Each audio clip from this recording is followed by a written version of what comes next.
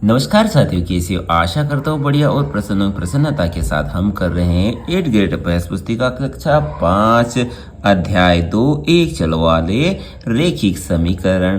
तो समीकरण किसे कहते हैं? वे जिन्हें हम तुला कह सकते हैं। तुला यानी तराजू, जहाँ पर एक दायां पक्ष होता है और एक बायां पक्ष। जो दायां पक्ष है वो बायां पक्ष के बराबर होगा और इसमें एक अज्ञात राशि होगी जिसे हम चर कहेंगे। ठीक है, चलिए इसके कुछ प्रश्न हम देख लेते हैं। पहला प्रश्न है, निम्नलिखित में से कौन सा गणितीय कथन समीकरण है? भाई गणितीय कथन तो सभी है, लेकिन समीकरण कौन है? तो पहले ही बताया, जो तराजू में रहे यानी मध्य में समता यानी बराबर का निशान रहे। तो यहाँ पर 3 जगह बराबर का निशान है, लेकिन यहाँ पर 15 छोटा है 5 से, यह दिखा रहा है, यानी यह तो समीकरण नहीं है। यह भी नहीं, क्यों इसमें कोई भी चर नहीं है, लेकिन यह एक समीकरण है। यानी कौन सा वाला सही रहेगा? ए वाला विकल्प आपका बिल्कुल सही है। अगला प्रश्न है, 3x धन 2 बराबर 13 में x का मान हमें ज्ञात निकालना है। तो क्या करना है? इसे हल करना है। कैसे हल करेंगे? तो भैया 2 का पक्षांतर करेंगे तो 13 ऋण 2 हो जाएंगे। 13 में से 2 गए तो 11 बचेंगे। और 11 कहाँ नजर आ रहा है? यहाँ नजर आ रहा है। तो बाकी चीजों को देखेंगे मत। तो उत्तर कौन सा सही है आपका? डी वाला उत्तर बिल्कुल सही है। यानी x बराबर 11/3 आपका उत्तर आएगा। अगला प्रश्न क्या है? अगला है, एक चर वाले रैखिक समीकरण के हल कितने होते हैं? तो एक चर में रैखिक समीकरण एक ही चर होता है, तो हल भी उसका एक ही होगा। यानी कौन सा सही है? केवल एक हल, यानी आपका बी वाला बिल्कुल सही है। अगला प्रश्न है, दो संख्याओं का योग 16/2 है। यदि एक संख्या 11/7 है तो दूसरी संख्या हमें ज्ञात करना है। दो संख्याओं का योग यानी हमें पता नहीं वो संख्या क्या है, तो एक समान ले। ठीक है, और दूसरी क्या दी गई है? ये दी है कौन? 11/7। इन दोनों का योग कितना है? 16/7। 11/7 का पक्षांतर करेंगे तो यहाँ इसके ऋण में आ जाएगा, यानी हर समान रहेगा, 7 रहेगा। ऊपर 16 ऋण 11, तो 16 में से 11 गए तो 5 बचे। 5/7। तो कौन सा विकल्प सही है? आपका सी वाला उत्तर बिल्कुल सही है।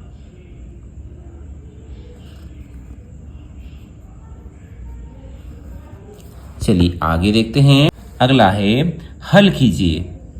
अरे ये 5वां करना, किसी संख्या के तिगुने में 15 जोड़ने पर 93 प्राप्त होता है, वह संख्या क्या है? किसी संख्या यानी किसी संख्या हमने मान ली x में x का 3 गुना यानी 3x हो जाएगा।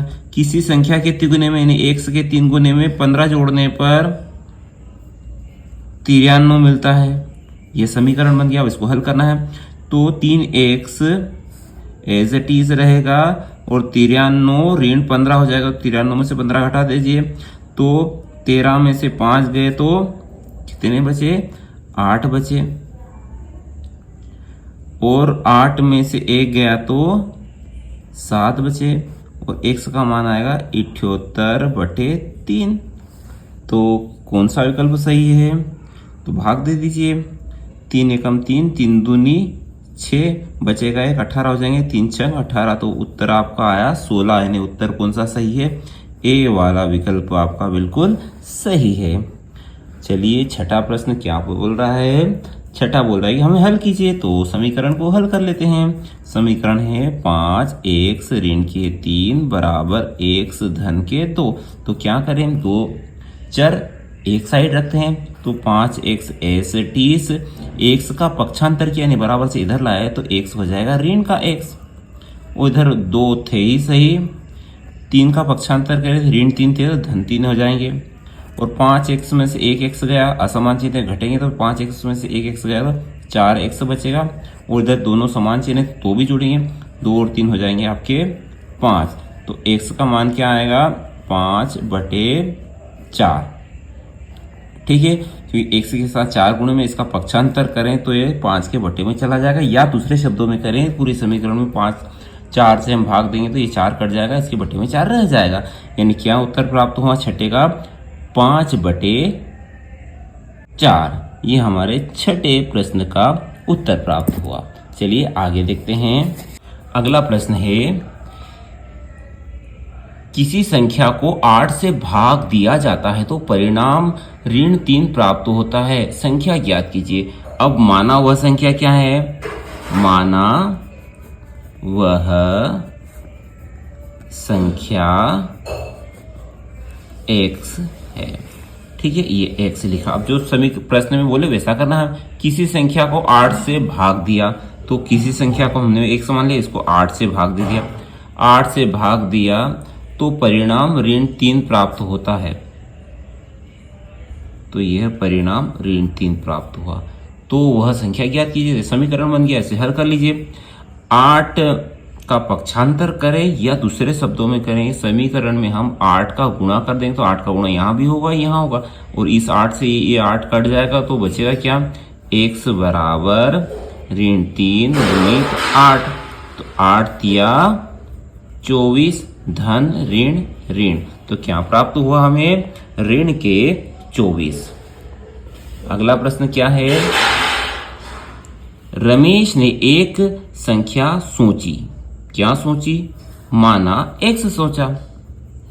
माना रमेश ने x संख्या सोची। ठीक है, x उसका 2 गुना किया, यानी यह 2 गुना कर दिया, 2 से गुना कर दिया, 2x हो गया। उसमें 20 जोड़ा, यह 20 जोड़ दिया। परिणामी संख्या को 25 से भाग देने पर, यह परिणामी संख्या है साहब, इसे 25 से भाग दे दिया, देने पर 4 प्राप्त होता है। ये 4 मिल गया। ये समीकरण बन गया साहब। अब इसे हल करेंगे तो देखिए 25 यहाँ भाग में है तो पक्षांतर करेंगे तो 4 के साथ ये गुणे में चला जाएगा। तो क्या प्राप्त होगा? 2x धन 20 बराबर 25 का गुणा 4 में होगा तो हो जाएंगे 100। सीधा गुणा ही कर देते हैं। अब देखिए 2x बराबर 100 और 20 गए इधर तो ऋण के 20 हो जाएंगे। तो क्या मिलेगा हमें? 2x बराबर 100 में से 20 गए तो 80 बचे। अब क्या होगा? x बराबर 80। x के साथ यहाँ 2 गुणे में है तो ये बटे में चला जाएगा 2, और 2 से भाग दे देंगे। 2 एकम 2, 2 चौक 8 और 2 शून्यम शून्य, तो x का मान आया आपका 40। अगला प्रश्न क्या है? प्रश्न है 10 के 2 क्रमागत गुणजों का योग 210 है, तो इनमें से छोटा गुणज हमें ज्ञात कीजिए। 10 के गुणज कौन? तो भैया देखिए 10, 20, 30, 40, 50, 60, ये 10 के जो गुणे में आए, पहाड़े में आए, वो 10 के गुणज है। तो सबसे छोटा गुणज हमें ज्ञात करना है। जिन 2 क्रमागत गुणजों का योग 210 है उनमें से छोटा हमें पता करना है। तो पता नहीं है तो चलिए मान लेते हैं। माना 2 क्रमागत गुणज क्या है? पहला हम मान लेते हैं x, दूसरा क्या हो जाएगा? तो देखिए क्या क्या बढ़ रहा है, हर बार 10 10 बढ़ रहा है ना, तो इसमें भी क्या होगा? 10 बढ़ा दीजिए। क्रमागत है ना, हर क्रमागत में 10 का अंतर होता है, यानी 10 अधिक होता है। यदि पहला x मान लिया तो दूसरा इससे 10 अधिक होगा, यानी x धन 10 होगा। दोनों गुणज हमने मान लिए। अब प्रश्न में क्या बोला है? 10 के 2 क्रमागत गुणजों का योग कितना है? 210, यानी x धन 10 का योग कितना होगा? 210। जो प्रश्न में बोला वैसा हमने किया। अब 1x और 1x कितने हो जाएंगे? 2x हो जाएगा, और 210 था ही सही। 10 का पक्षांतर किया, बराबर से 10 आया तो ये ऋण के 10 हो जाएंगे। तो 2x बराबर कितना होगा? 210 में से 10 गया तो कितने बचेंगे? 200 बचेंगे। और x बराबर क्या मिलेगा? 200/2। 2 का पक्षांतर करें तो भाग में चला जाएगा, और 2 से भाग देंगे। 2 एकम 2, 2 एकम 2, 2 शून्यम शून्य, 2 शून्यम शून्य, तो x का मान कितना आया? 100। यानी पहला गुणज तो हमें मिल गया। दूसरा गुणज क्या था? x धन 10, यानी x का मान आया 100 और धन 10, तो कितना आया 110। तो इन दोनों में से छोटा गुणज कौन है? 100 है, और सबसे छोटा गुणज ही पता करना था। अतः सबसे छोटा गुणज क्या होगा? 100। ठीक है, चलिए आगे देखते हैं। अगला प्रश्न है, x के किस मान के लिए निम्न आकार का परिमाप 186 सेंटीमीटर है? ठीक है, इसे हल करना है। तो क्या दिया गया है? लंबाई और चौड़ाई दी गई है, जो कि ये क्या है? एक आयत है। ठीक है, आयत ही दिख रहा है, आमने सामने की बुझाया हुआ तो उसे आयत कहेंगे। तो आयत का परिमाप हमें दिया गया है और x का मान निकालना है। तो आयत का परिमाप क्या होता है? लंबाई और चौड़ाई को जोड़ लो और 2 से गुणा कर दो तो परिमाप निकल आएगा। ये आकार का परिमाप कितना दिया गया है? 186।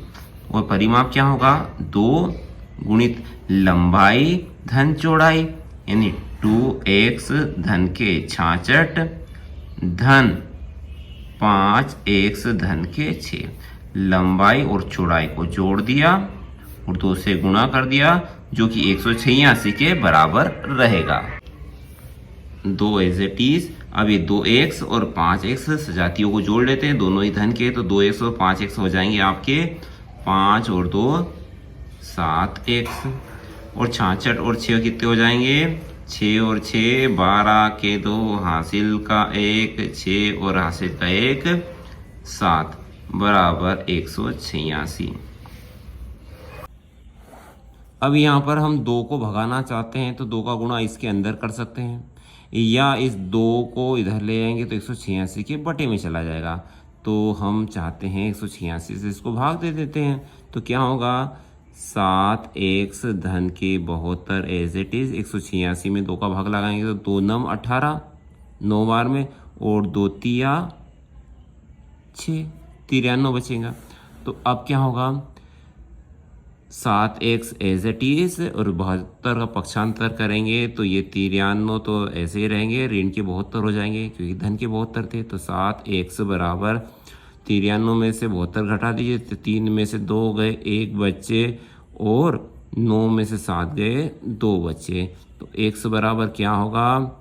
21 बटे 7। 7 यहाँ x के साथ गुणे में थे तो बटे में चला जाएंगे, और 7 का भाग 21 में चला जाता है। कितनी बार में? 7 तिया 21, तो क्या आया? 3। और क्या पूछा था हमसे? x के किस मान के लिए? तो x का किस मान, कौन सा मान रहेगा? 3। ठीक है, यह प्रश्न हमारा हल हो चुका है। चलिए आगे देखते हैं। प्रश्न है, एक बढ़ई एक पतंग बनाने के लिए 2600 रुपये लेता है, यानी 2600 रुपये लेता है। इसमें प्रयोग की गई सामग्री की लागत 1100 रुपये है, मजदूरी 200 रुपये है। बढ़ई ने कितने घंटे कार्य किया, यह पता करना है। प्रश्न है, एक बढ़ई एक पतंग बनाने के लिए 2600 रुपये लेता है। इसमें प्रयोग की गई सामग्री 1100 रुपये की आती है और उसकी मजदूरी प्रति घंटे 200 रुपये वह लेता है। तो हमें पता करना है कि कितने घंटे काम किया। माना उसने x घंटे काम किया। 1 घंटे का कितना? 200 रुपये। तो x घंटे का कितना रुपया होगा? x गुणित 200 रुपये होंगे। ठीक है, पता नहीं है कितने घंटे का, हमने x मान लिया। ठीक है, ये तो प्रत्येक घंटे की उसकी मजदूरी हो गई। और क्या लगाया उसने? 1100 रुपये उसने सामग्री के लगाए। कुल मिला के कितने रुपए हो गए? 2600 रुपये हो जाएंगे। ये समीकरण बन गया। अब बस इसे हल करना है। तो 200x इसको हल किया तो ऐसा होगा, और 1100 को पक्षांतर करेंगे तो 2600 ऋण 1100। तो 2600 में से 1100 घटाया तो 0 में से 0 गया, 0 बच्चे, 0 में से 0 गया, 0 बच्चे, 6 में से 1 गया तो 5 बचा, और 2 में से 1 गया तो 1 बचा। ठीक है, और 200 का पक्षांतर कर दें तो कहाँ चला जाएगा, यह बटे में, तो ये बटे में चले जाएंगे। और ये ऊपर और नीचे 100 से भाग देंगे तो ये 2 शून्य ऊपर 2 शून्य नीचे कट जाएंगे। ठीक है, बचेगा 2/15, यह 15/2 घंटे। इतना समय लगा उसे ये से मिश्र भिन्न में बदलें तो 2 सत्ती 14 और 14 आए 14 थे 15, यानी 1 और बटे 2, 2 7 सही 1/2 घंटे उस पतंग बनाने वाले बड़े का कार्य रहेगा। चलिए आगे देखते हैं। प्रश्न 12वां है, Z/2 ऋण 1/5 बराबर Z/3 धन 1/4। चलिए इसको हल कर लेते हैं। तो क्या हुआ, यहाँ पर चर Z है तो Z को तो पहले एक तरफ रखिए, तो Z ऋण के 2 एज इट इज रखा और Z धन 3 का पक्षांतर करके इधर लाए तो ऋण Z/3 हो जाएगा। और इधर 1/4 था ही सही, और ऋण 1/5 का पक्षांतर करेंगे तो धन के 1/5 हो जाएगा। एलसीएम लेंगे, 2 और 3 का एलसीएम आएगा 2 तिया 6, 2 से भाग लगाएंगे 6 में तो 2 तिया 6 3 बार जाएगा, और 3 का गुणा Z में करेंगे तो 3Z हो जाएगा। ऋण 3 का भाग 6 में लगाएंगे तो 3 दूनी 6 2 बार में गया, और 2 का गुणा Z में करेंगे तो 2Z हो जाएगा। ऐसे ही इधर 5 और 4 का एलसीएम आएगा 20, 4 का भाग लगाएंगे 20 में तो 5 बार जाएगा, और 5 का गुणा 1 में करेंगे तो 5 एकम 5 धन 5 चौक 20 4 बार गए, और 4 का गुणा 1 में करेंगे तो 4 एकम 4। तो यहाँ असमान चिन्ह है तो घट जाएंगे साहब। 3Z में से 2Z गए तो 1Z ही बचेगा, बटे 6 था ही सही, बराबर यहाँ भी समान चिन्ह है तो जुड़ जाएंगे, 5 और 4 हो जाएंगे 9/20। तो Z बराबर क्या प्राप्त होगा, 9/20 था ही सही, 6 इधर गया तो यह गुणे में चला जाएगा। क्या 20 से 6 कट सकता है, बिल्कुल 2 से ऊपर और नीचे कट सकता है। तो चलिए छोटा कर लेते हैं, 2 तिया 6 और 2 एकम 2 2 शून्यम 0, तो क्या मिला 9 गुणित 3 9 तिया 27/10, ये हमारा उत्तर आ गया। अगला प्रश्न क्या है, समीकरण हल कर उत्तर की जांच करना है। तो भैया पहले इस समीकरण को हल करें। तो 5x ऋण 2 2x ऋण 7 बराबर 2 3x तो इस 2 का गुणा इसमें करते हैं, 2 का गुणा इसमें अंदर कर देते हैं। ठीक है, 5x ऋण 2 का गुणा करेंगे तो कोष्टक भी खोलते चलेंगे और इनके सभी के चिन्ह भी परिवर्तित हो जाएंगे, क्योंकि यहाँ ऋण है।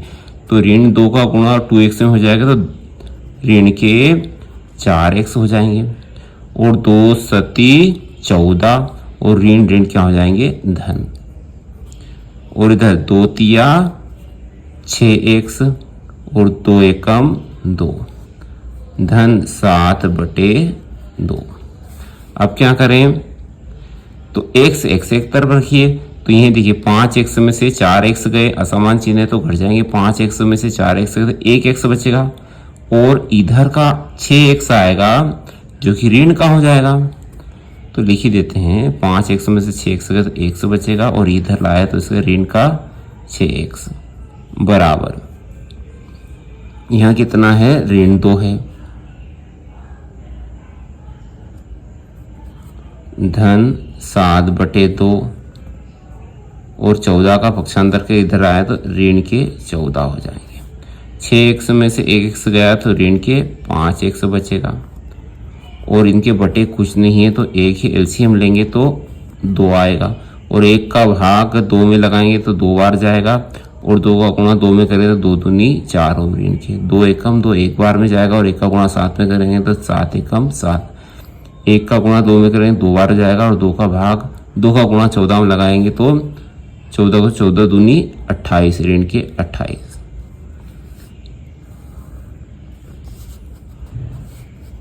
ऋण के 5x एज इट इज रहेंगे।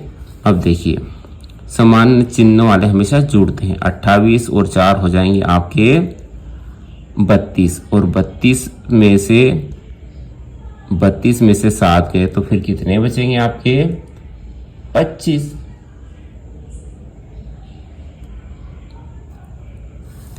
ऋण 4 और 28 हो गए आपके 32। ऋण ऋण के जुड़ गए और ऋण के 32 में से 7 घटाएंगे तो हो जाएंगे ऋण के 25 बटे 2 थे ही सही। तो क्या हो जाएगा? x बराबर, यह ऋण और ऋण हट जाएंगे पूरे समीकरण में। हम ऋण, यहाँ भी ऋण से ऋण कटना तो नहीं बोलना चाहिए, पूरे समीकरण से ऋण से गुणा कर देंगे तो ऋण कट जाएगा, हट जाएगा। तो 25 बटे 2, 5 का पक्षांतर किया तो ये भाग में चला जाएगा। तो क्या मिला हमें? 5 से 25 5 बार में कट जाएगा तो मिला 5 बटे 2। यह x का मान है। अब इस x के मान को इस समीकरण में रख दीजिए ताकि यह संतुष्ट करना हो चाहिए। जांच कर लेते हैं। तो देखिए जगह कम है, प्रयास करते हैं जांच करने की। इस हिस्से में हम रखते हैं x का मान 5 बटे 2। तो 5 x है तो x की जगह 5 बटे 2 रखा। ऋण ऋण 2 x है तो 5 बटे 2, ऋण के 7। तो 25 से कम 25, 2 25, 5 पचम 25 बटे 2 रहेगा और यहाँ 2 से 2 कट जाएगा और 5 में से 7 गए तो कितने बचेंगे? ऋण के 2।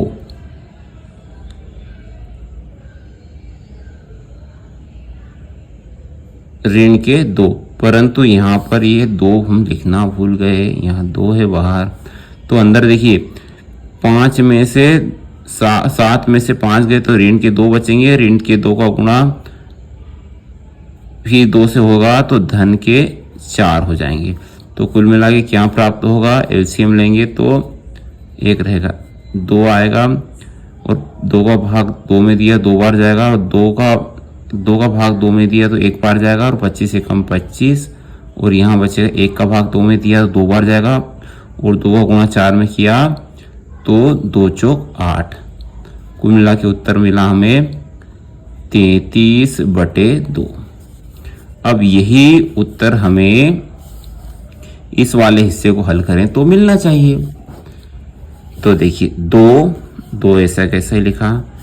3x यानी 3x की जगह लिखा 5 बटे 2, ऋण का 1 और बाहर बचा है 7 बटे 2 एज इट इज। 3 पंजे 15 बटे 2, ऋण का 1, धन 7 बटे 2। यहाँ इनका एलसीएम लेंगे तो 2 मिलेगा और 2 का भाग 2 में करेंगे तो 1 बार जाएगा और 1 का गुणा 15 में तो 15 1 कम 15 और इसके बटे में 1 से भाग दिया 2 में तो 2 बार जाएगा और 2 का गुणा 1 में करें तो ऋण के 2, धन 5 7 बटे 2। 15 में से 2 गए तो कितने बचेंगे? 13 और 13 का गुणा हम करेंगे 2 से तो 13 को 13 दूना 26 बटे 2, धन 7 बटे 2। एलसीएम लेंगे तो हर समान है तो 2 ही आएगा और 26 में 7 जोड़े तो कितने आए? 33 बटे 2। देखिए आप उत्तर सेम है, यानी राइट हैंड साइड बराबर लेफ्ट हैंड साइड या लेफ्ट हैंड साइड बराबर राइट हैंड साइड। आशा है उक्त प्रश्न आपको समझ में आया होगा। चलिए अगला देखते हैं। अगला क्या है?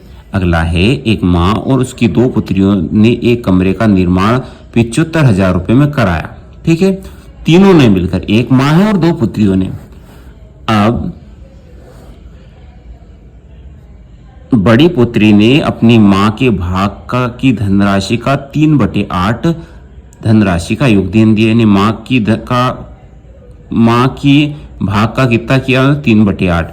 वो छोटी पुत्री ने 1/2 धनराशि का पृथक करके धनराशि का हमें पता करना है। तो चलिए मान लेते हैं, माना कि माँ का योगदान x है। ठीक है, तीनों को जोड़ दो, तीनों को जोड़ कितना आना चाहिए? 75,000। तो ये तो माँ ने योगदान दिया। ठीक है, अब बड़ी पुत्री ने क्या किया? माँ का 3/8 योगदान दिया, यानी x का 3/8 और x का मतलब गुणा, ऐसे ही लिख दिया 3/8। धन पुत्री ने किया माँ कितना? x का 1/2 का हटा तो गुणा लगेगा, बराबर 75,000 आना चाहिए। ठीक है, तो x ये हो जाएगा 3x/8, ये हो जाएगा x/2 बराबर 75,000। अब इनका एलसीएम लेंगे तो कितना आएगा? इनका एलसीएम आएगा 8, और इसके बटे कुछ नहीं तो एक से भाग लगाएंगे 8 पे तो 8 बार में जाएगा, और 8 का गुणा 1 से करेंगे तो 8x, 8 का भाग 8 में लगाएं तो 1 बार में जाएगा, और 1 का गुणा 3x में करेंगे तो 3x ही मिलेगा, और 2 का भाग 8 में लगाएंगे तो 4 बार में जाएगा, और 4 का गुणा x में करेंगे तो 4x होगा, बराबर 75,000। अब देखिए 8x, 3x, 4x सभी समान चिन्ह है तो जुड़ेंगे, तो कितने जुड़ेंगे हम? 8x और 3x और 4x, 3 और 4 7, 7 और 8 15, x बराबर 75,000। 8 का पक्षांतर किया तो चला जाएगा गुणे में, तो x बराबर क्या मिलेगा? 75,000 गुणित 8/15, और 15 का भाग आप इसमें लगा सकते हैं। 15 5 75, 15 0 0, 15 0 0, 15 0 0, तो क्या मिला? 8 का गुणा 5000 में कर दीजिए, 8 0 0, 8 0 0, 8 0 0, और 8 5 40। तो ये x का मान तो आ गया। x क्या था? x था माँ का योगदान है। माँ ने कितना योगदान दिया? 40,000। ठीक है, अब बड़ी पुत्री ने क्या दिया? तो बड़ी पुत्री ने दिया x का 3/8, यानी 40,000 का 3/8, यानी 40,000 का हटा तो गुणा लगा 3/8। बस इसे हल कर दीजिए। 8 एकम 8, 8 5 40। ठीक है, 8 0 0, 8 0 0, 8 0 0, और इसका गुणा इसमें कर देंगे तो कितना मिलेगा हमें? 15,000। 3 0 0, 3 0 और 3 5 15 का 2.5 सैकड़ा 1000 10,000। ये बड़ी पुत्री का योगदान है। और छोटी का क्या है? 1/2, यानी 40 का 1/2। 1/2 का मतलब ही होता है आधा, यानी 40 का आधा कितना होगा? 20,000 रुपये। यानी छोटी पुत्री का योगदान कितना रहेगा? 20,000। चाहे तो उसे इस प्रकार से हम हल भी कर सकते हैं। वैसे ही बता दिया 1/2 का मतलब होता है आधा, यानी 40 का आधा 20,000, 1.5 2.5 सैकड़ा 1000 10,000। ठीक है, माँ का योगदान 40,000, बड़ी पुत्री का 15,000 और छोटी का 20,000। चलिए अगला प्रश्न देखते हैं। अगला प्रश्न है, नीचे समीकरण का मॉडल दिया गया है, यानी इस समीकरण को इस प्रकार मॉडल में प्रदर्शित किया है। यानी यहाँ देखिए संकेत के रूप में इस गिलास को x बताया गया है, और कितने गिलास है? 5x है, तो 5 गिलास बनाए। ठीक है, और इसका मतलब होता है ऋण का 1, तो ऋण के 1, तो ऋण के कितने? 6, तो 6 बनाए, बराबर कितना है? 4 है, तो धन का मतलब होता है 1, तो कितने हैं? 4 है, तो 4 धन बनाए। अब उसी प्रकार यह देखिए, अब यहाँ संकेत क्या है? y है, तो हम इस गिलास को मान लेते हैं y, और बाकी संकेत ऐसे ही रहेंगे। कितने हैं? 7y। तो 1 गिलास, 2 गिलास, 3 गिलास, 4 गिलास, 5 गिलास, 6 गिलास, 7 गिलास हो गए। ठीक है, हमारे गिलास अच्छे नहीं बने, आप अच्छे बनाना। और धन के 14, तो 14 क्या है, धन है कि 14 है, तो एक धन को क्या कैसे प्रदर्शित करते हैं हम, ए से।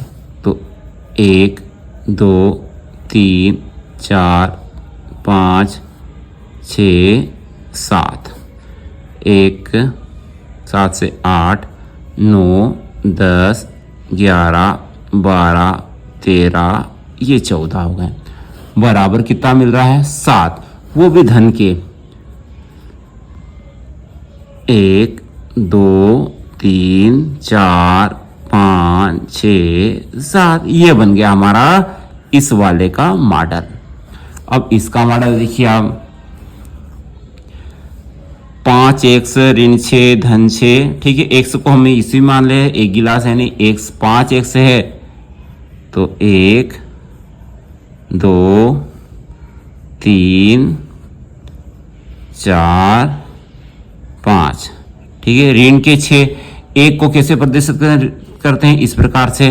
तो 6 बना दीजिए, 1 2 3 4 5 6। अब धन के 6, 1 2 3 4 5 6, बराबर क्या मिल रहा है, 4 धन के। तो एक को कैसे, 1 2 3 4, और क्या मिला है हमें, 6, वो भी धन के। 1 2 3 4 5 6, ये बन गया हमारा मॉडल। आशा करता हूँ, उम्मीद करता हूँ आपको अभ्यास 2 समझ में आए होंगे। कोई त्रुटि हो तो अवश्य कमेंट बॉक्स में लिखें, ताकि दूसरे बच्चे उस गलती को दोहरा ना सके। अगले वीडियो तक जय हिंद, जय भारत, वंदे मातरम।